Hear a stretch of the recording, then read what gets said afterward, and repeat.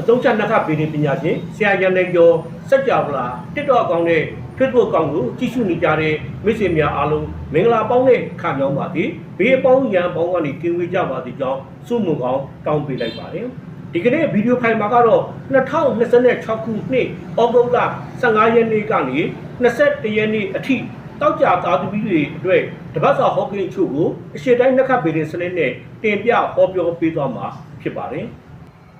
တောက်ကြသားသမီးတွေအနေနဲ့အလှကုန်ပစ္စည်းအယောင်းဆိုင်တွေအလှကုန်လုပ်ငန်းတွေကုန်မာပစ္စည်းအယောင်းဆိုင်တွေတိတိတာတာနဲ့အမျက်ဆုံးရမယ့်သတင်းတစ်ပတ်ဖြစ်ပါတယ်ပညာ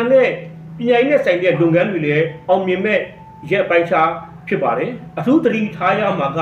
ရင်းနှီးမြှုပ်နှံမှုတွေကိုဒီရက်ပိုင်းတော်တွေမှာရှောင်ကျဉ်ဖို့လိုအပ်ပါတယ်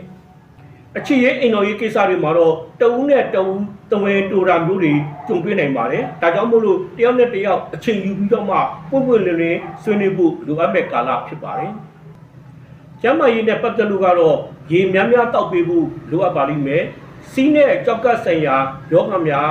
ဖြစ်ပွားခြင်းကြုံတွေ့နိုင်ပါတယ်အထူးသတိထားဖို့လိုအပ်ပါတယ်အထူးရည်ရကတော့နာမည်စောတော့မှာမြတ်စွာဘုရားရှင်ကိုတီးဆောင်စွန်